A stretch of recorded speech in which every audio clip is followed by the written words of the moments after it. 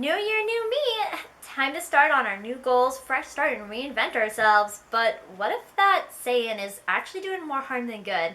Today, let's kind of talk about why New Year, New Me can damage your mental health, why resolutions often fail, and why maybe you just don't need to change yourself at all. Hi! My name is Jaden, and I make commentary videos on culture, media, and kind of whatever I feel like yapping about. And today I want to yap about New Year's resolutions and the new year in general because we are like a week into 2025 at the time this video goes up. And also, happy 2025! This is my first video of the new year. I was offline for about 2 weeks roughly because of like the holidays and like personal reasons and stuff. The end of 2024 was kind of rough, to be honest, but we are back and I'm here to yap, and hopefully you are here to listen, and let's talk about New Year's. First off, let's talk about the pressure to reinvent yourself at the start of a new year. Why is this a thing? Well, because it is a new year, a lot of people are under the belief that they can start fresh, it's a new year, it's time to like reinvent yourself and correct any flaws and get into like your habits. Although, technically, you can start new habits and self-improvement any time of the year, to be honest. It's just, people prefer New Year's because it just feels like, a new time. Even though all days are kind of like the same in a way, but I don't know. It's just a new year and people just get full of motivation and they want to make the year the best year they can possibly get. And then that's when they start creating resolutions and goals that they want to hold on to for the rest of the year. The problem though is when people really start to nitpick at themselves and try to pick out every single flaw they have about themselves and focus on fixing that. Now, there's nothing wrong with self-improvement. I'm always telling people it's never too late to try to improve and incorporate healthier habits into your lifestyle. But it's when you become very hyper-fixated on correcting these flaws, even if they're minor flaws, but the new year, people just really start thinking about everything wrong with themselves and have 100 different things they want to improve, and then that will kind of give you more stress and anxiety, and then it will kind of start to take over your mind in a weird way, and then you'll constantly feel like a failure by having standards that are impossible to reach. On a website called patient.info, it says here that psychologists note that when resolutions are driven by negative self-perception, they're less likely to succeed and can damage self-esteem. Around 80% of New Year's resolutions do fail by February, and that was on Very Well Mind's website as well. I've also fallen into the New Year's resolutions, New Year, New Me kind of situations myself, which is why, I'm kind of talking about it so I can share my experiences and, let people know that it's normal, yeah, you can read about things, but not everyone's gonna believe an article they read, not everyone's gonna believe a YouTube video they read. Typically, you will retain more information and find it more believable if it's coming from a person who's telling you their experience. So I'm always happy to share my experiences. And like I mentioned, I've fallen victim to that. I've tried to set unrealistic goals and expectations about myself at the start of the years, and I can tell you right now, it was not good. I did go through a period of time when I was, really trying to reinvent myself, and yeah, I was going to therapy and I was doing what I was supposed to be doing, but I kept adding on to my resolution and being okay, I need to be a great person, I need to be successful, I need to be rich, I need to be the most perfect person ever, I can't have any flaws, I need to look a certain way, I need to act a certain way, and that's just, I wasn't happy with that. If I go back, I'm gonna pull up photos of me when I was 18 or 19, and when I was so conflicted on who I was. That girl looks nothing like me right now, because now, at the age of 23, I'm more comfortable with myself, and I'm not so pulled back by peer pressure, because I know who I am, I know what my beliefs are, and I'm not afraid to express who I truly am, and I've accepted flaws that I have, and yes, I'll still work on trying to improve those, but I'm not going to set such a strict deadline and then feel like a failure if I can't succeed in that way. Instead, I will have these little goals that I kind of want to reach, but not limit myself and be if I fail, it's horrible, I'm going to be awful, no one will love me, I can't go out with people until I fix these flaws. But oftentimes, if you tell people about your goals, they can help encourage you. And you don't want any harmful goals, like people that try to do like diets at the start of the year. That can be really harmful, and unless you are told by like a doctor or a nutritionist or someone like that, don't do crash diets because those are never good. Or if like you try to like dress a certain way to impress your peers, that's not good because then you're just limiting yourself. And if you don't feel good like on the outside, you won't feel good on the inside, and vice versa. If you don't feel good inside, you won't look good outside, whatever. Yeah. So why? I gotta stop saying so. Why do resolutions often fail, and why do they never seem to make it past January? Well, as I mentioned, this has to do with unrealistic expectations, unrealistic goals, and just no motivation. It's not because you're lazy or incapable of achieving stuff and like reaching your goals. It's that you're not giving yourself realistic goals. What is it called? SMART goals. That's the word I'm trying to think of. So when you are creating a goal for yourself, whether it is at the start of the year or halfway through the year or just like on a random Monday afternoon, I don't know, you want your goals to be SMART goals, which is, what does it stand for? SMART. Okay, SMART. It's an acronym. So you got specific, which is the S in SMART. Measurable. So we got specific, such a hard word to say, specific, so like really broaden it, like really narrow down this goal. Measurable, you can track it. It's something that you can actually like track, like visually see like progress and like take notes on, right? Achievable, which means it is realistic, something you can actually do within the time frame that you have specified. Relevant, which is that the goal will align with your overall objectives. And then the T is for time bound, which is the time that you estimate. Sorry, my throat is being like awful. Time bound, which is the end goal, like the timeline of how long it could take.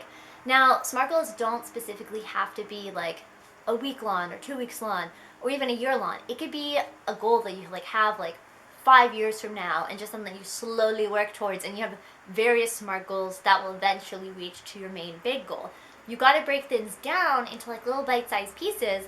That way it doesn't overwhelm you. It's something more realistic, something that you could actually achieve without stressing yourself out about that one big goal. The thing with resolutions is that they're often things that we think that we should be doing opposed to things that we genuinely want to do. So if you think you need to work out more, do you actually need to? Like maybe you already have like a fairly regular workout schedule. Maybe you have an active hobby, or maybe you have like a chronic illness that prevents you from actually being able to exercise.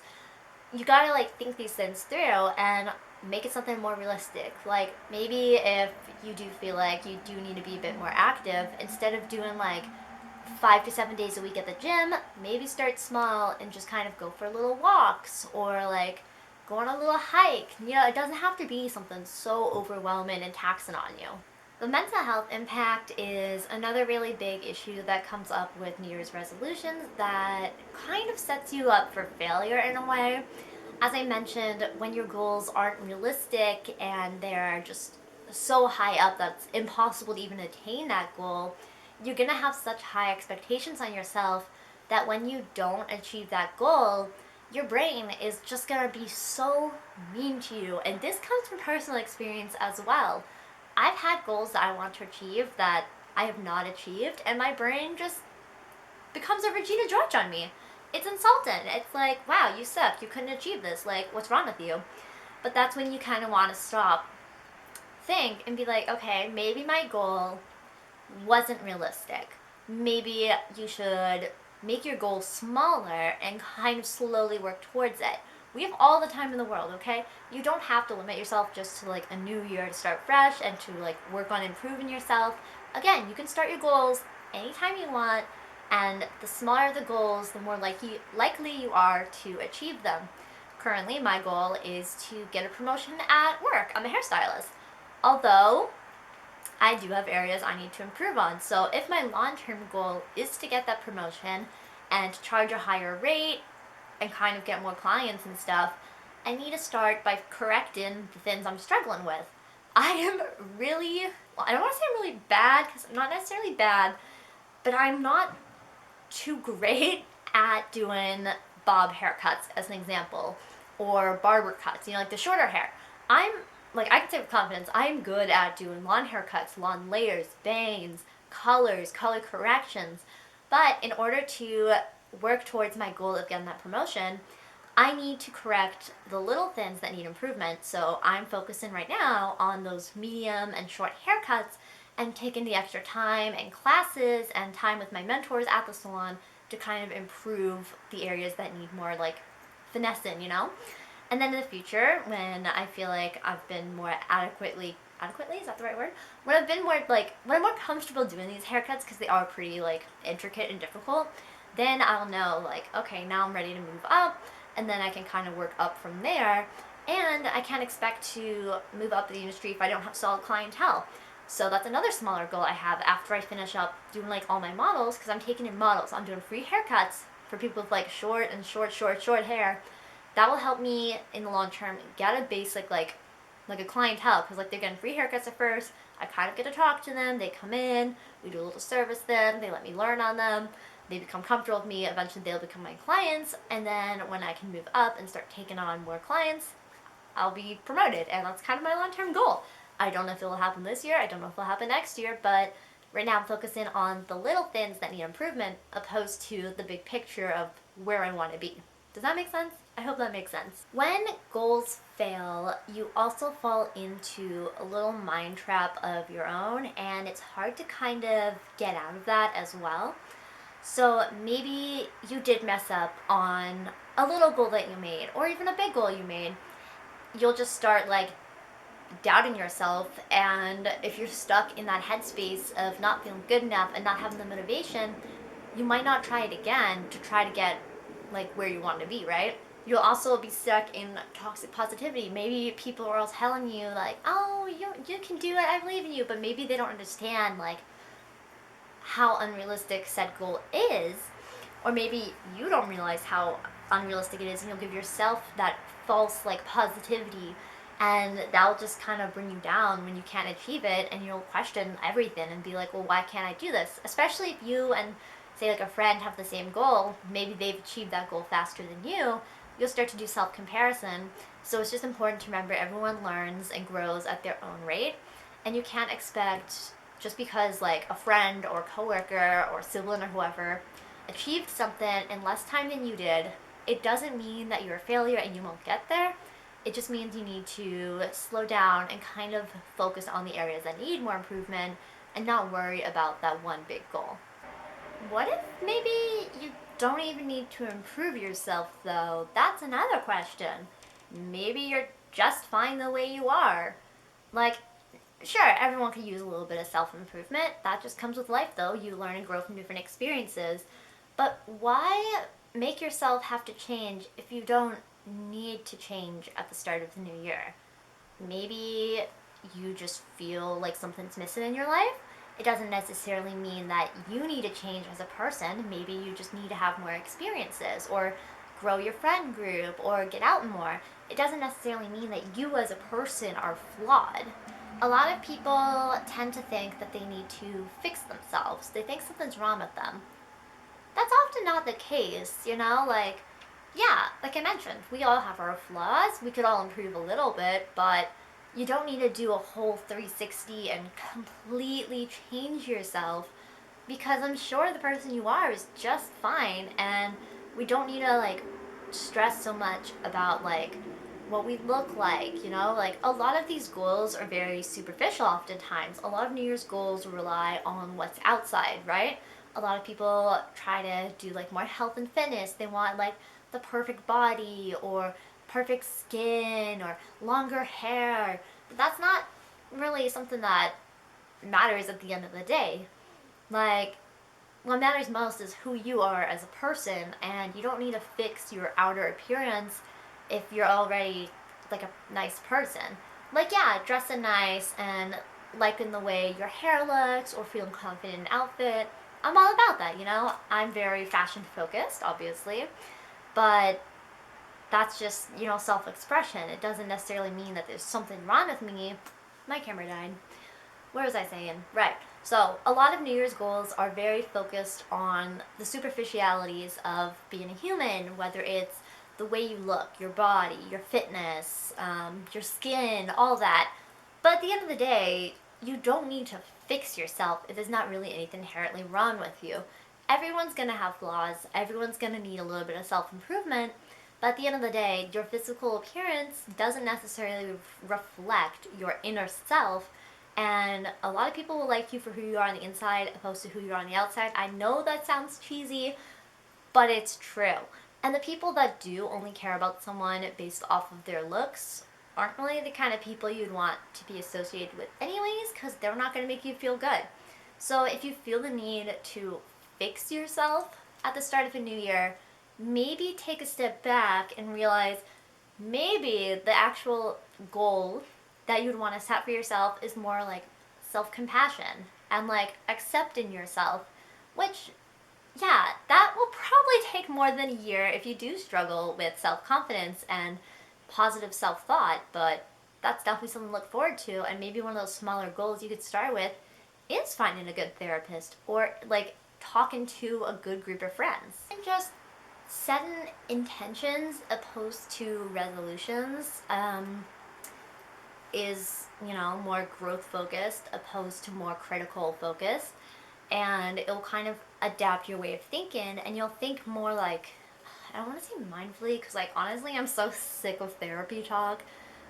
I don't know, I just feel like social media has really taken therapy talk to like an obnoxious level and it doesn't really hold up the same that these terms used to. But just having more of like a balanced thought process and being kinder to yourself and really like doing is like the shadow work required to kind of understand who you are. Like maybe if you can't afford therapy to work on these things, you can always go online, find those little like printable like self Q&A things or journal, and just kind of reflect at the end of your day and be like, well, what was I mad at myself for? Do other people perceive me the way I feel like they perceive me, kind of stuff. And really trying to like understand yourself. That way it kind of helps you build more self-compassion long term.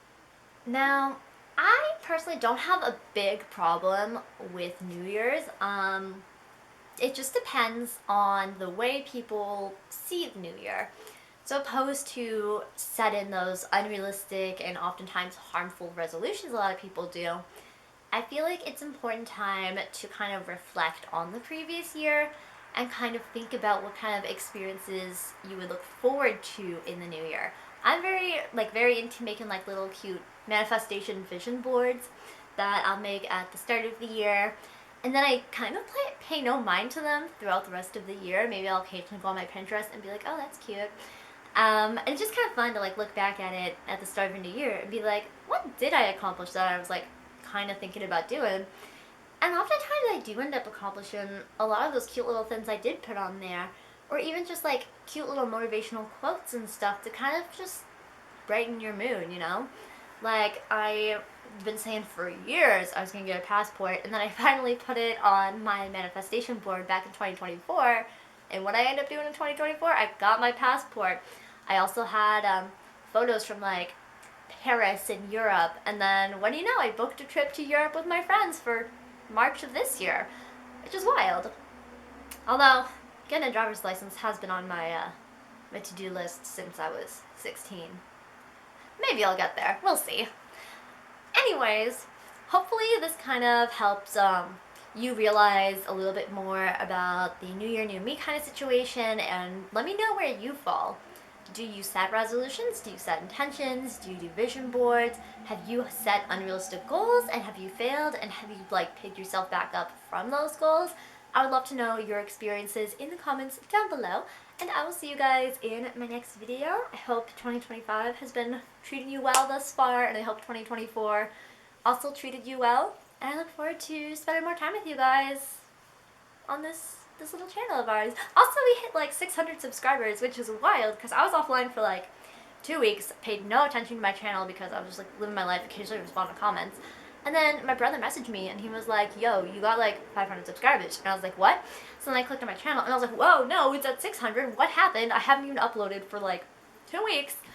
So that's wild. Thank you. that's crazy. I've never reached that many. Like, I don't even know 600 people in real life, and like, sure, a lot of people are like, wow, 600, that's nothing. But like, look, I don't even know 600 people. I think I knew maybe like 50 people max, and that's not even like people like I can't even name their names, but like I've probably met at least 50 people in my life, so that's wild. Thank you from the bottom of my heart. That is super cool. So I'm glad you guys like to listen to me yap. It's a lot of fun. I like listening to you guys yap in my comments, and I'll see you in my next video. Bye!